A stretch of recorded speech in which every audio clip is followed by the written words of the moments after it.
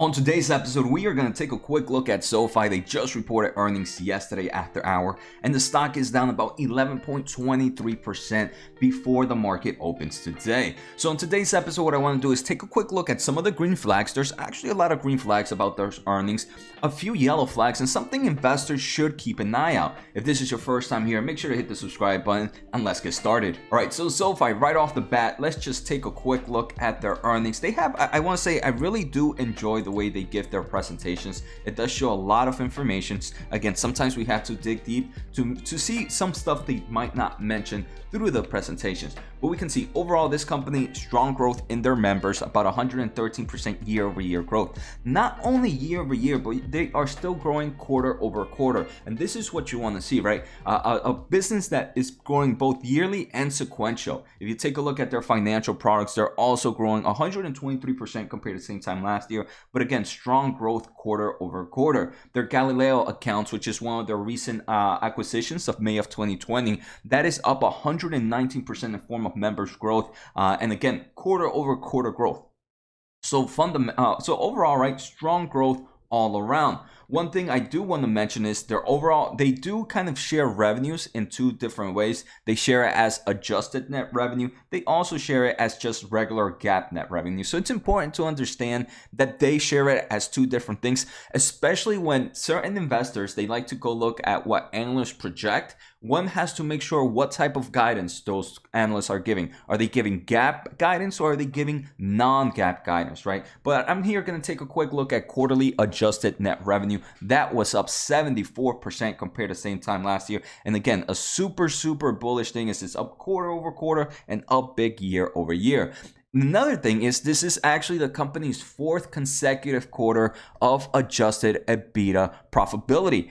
So we can see it's sitting at 11 million. And right now I want to take a quick look at what SoFi itself was projected. So in forms of adjusted net revenue, they were projected a high of 220 million. Remember, they were at 237 adjusted revenue. So they did beat their own guidance by strong numbers. That's impressive. The second thing is they expected their adjusted EBITDA values to be as high as $2 million, positive 2 million. Instead, they kind of came out with $11 million. So it was definitely a huge beat from their own guidance. And personally, me as an investor, I like to see more of how they're doing compared to previous quarters, compared to previous year, and compared to their own guidance. I do want to say I have no position in SoFi, so I am just sharing my thoughts as I see them. Next, I want to take a closer look at how that revenue growth is coming. But before we do that, guys, let's take a quick listen to today's sponsor, a great reason why I'm able to provide so much content to you guys for free. I want to thank The Motley Fool for sponsoring this video. The Motley Fool is a company that provides investing insight and stock recommendations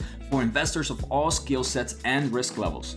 You guys know I love finding new investing tools and resources to help me scout out new growth stocks. And right now I have a discount for one of my favorite services The Fool offers. Through the Motley Fool Stock Advisor services, you get access to a ton of expert stock picks. Every month you'll get 2 new picks that are aimed at growing your wealth and to help you realize your financial goals. Stock Advisor's average stock picks have done amazing returns. If growing your money is something you like to do more of this year, you can visit fool.com/Jose Najarro or click on the link below for access to my special offer and decide if the stock advisor is right for you. Thanks again to the Motley Fool, and now onto today's video. They do mention that we saw that strong growth in adjusted EBITDA, right? It was about $11.2 million for this quarter, and was the fourth consecutive quarter of positive adjusted EBITDA. This is due to the combination of higher revenue. They give thanks to that, but it was kind of offset by the increased spending to achieve incremental growth. So this is a true growth story, and I believe SoFi is already kind of in a great point within that growth story where it is positive in adjusted EBITDA, and it's still focusing a lot of its money on growth. Eventually, that growth expenses will kind of continue to dwindle down, or that revenue is going to continue to grow up, where these adjusted EBITDA margins are going to increase over time. I do want to say probably one of the biggest red flags this company reported this quarter was the huge net loss. So SoFi recorded $165 million of net loss for the second quarter of 2020. This is compared to them actually having net income of 7.8 million same time last year. All right, so they go from being positive last year to taking a huge loss. The reason they say this loss came is because last year they were able to take some form of tax allowance due to the Galileo acquisition. Now, since they don't have that absence of tax benefits, together with an increase in non-stock based compensation, so they're paying their employees more cash opposed to cash based. This kind of overall is increasing the overall losses for the company. So again, something to keep in mind of about 99 million or almost $100 million of this loss was thanks to that loss of that tax benefit through to the Galileo acquisition they had last year. So something to keep in mind of. Some investors might be like, but it's just a tax loss. We can kind of overlook it. Yes, to some extent you could, but you have to remember money is still money. And for them to be kind of burning money to some extent is still a red flag that some investors should keep in mind of. So now let's take a quick look at their revenue segment. So their first segment is their lending segment, and this is where most of the revenue comes from. 166 of total net revenue came from here, or 172 if you look at adjusted net revenue. This was up, and I think I want to do adjusted net revenue instead. This was up 47% from adjusted net revenue. So strong growth in their lending segment. Here in the lending segment is their home loans, their personal loans, their student loans. They do mention that something affecting the company in forms of revenue and in their guidance is right now we are seeing still the slowdown of interest rates coming back on student loans. So they are not collecting that fee from those student loans at the moment, which is kind of hurting the company and it's going to affect the company's outlook. And we're going to see that in a bit. But they do mention that they are improving their technologies for lending operations. Right now, more than 50% of personal loans proceeded in the second quarter through an automation way, opposed to 30% a year ago. It also reduced the time to fund these accounts by 50% to 2 days. So all this is really kind of, if you know something is going to be quick to use, if it's going to give you some great rates, if it's going to be automated, more people are going to come using it, and it is helping kind of grow this lending origination. Then if we take a look at the financial service segment, this is a small portion of this company's revenue, about $17 million here.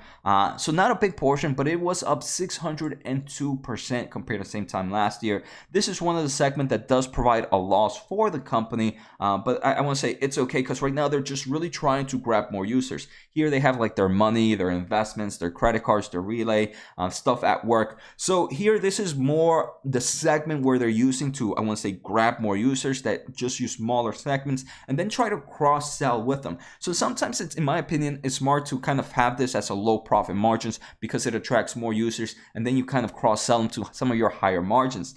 The last thing is their technology and platform segment. This is pretty much just their Galileo technologies.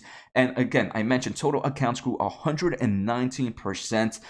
Sofi has used the first year since the acquisition to position the business for future growth. They have invested heavily to move operations to more of a cloud base and nearly doubling their headcount. So this has kind of increased the cost for this Galileo segment, and it has kind of impacted these companies to have lower growth in contributing profits. So I do want to say maybe in the upcoming years, this growth, this kind of expenses isn't going to be needed out there. So profits from this segment will increase over time. And I think that's actually pretty bullish. Now, the final thing I want to take a quick look at before sharing my overall thoughts is this company's guidance. So they did report guidance, and I think the values were super strong. So for first quarter 3, they expect $245 to $255 million in revenue. So that's going to be growth quarter over quarter and year over year. Unfortunately, if you take a look at this in year over year, it only represents about a 17.5% growth. And I do believe this is what's getting some investors a little bit scared. Hey, we're investing on this high growth company, but in this quarter, you're only expected to grow 17.5% year over year for this upcoming quarter. So that kind of gives, I want to say, another yellow flag. At the same time, right, there's some quarters that are going to be up big. There's going to be some quarters that are going to be down big or not growing as fast. And that's what some investors should know, right? It's never going to be a straight line in growth. There's always volatility, even in revenue growth itself. But they do give guidance for the full year. They are reiterating their guidance, which is about $980 million adjusted net revenue, and that's a 58% year-over-year growth. So strong revenue growth. They are expected to be adjusted EBITDA profitable. I do think these values are actually going to be I do think this guidance is actually gonna be beat for the full year. From my experience now, taking a look at SoFi, and by them not really updating much of guidance, especially in adjusted EBITDA, I do believe they kind of are a bit conservative on their guidance. Just my own opinion. They do mention, and I do think this is bullish, they do believe that right now, with the extension of the Student Loan Repayment Act here in the United States, it is going to affect their revenue by $40 million. So if this extension didn't happen, the guidance for this company would have jumped a nice amount. So to some extent, it is bullish that they didn't increase it even with this, or they didn't change it, right? They didn't move it downturn, even though they're going to be impacted by about $40 million. So that's a bullish sign. At the same time, I still believe they are a bit conservative and they're going to beat these numbers, especially the adjusted EBITDA. So now let me share my overall thoughts. So right now, if SoFi, if it opens up where it's at, it's going to be around $15.65. I want to say, if I was bullish after this earnings, I have no position in SoFi, but if I was very bullish after those earnings, I do believe right now is a strong base level for the company. At the same time, this is a company that can still show a lot of volatility. So it's a company that, hey, you need to have that stomach ready for maybe some bigger down days or some bigger up days.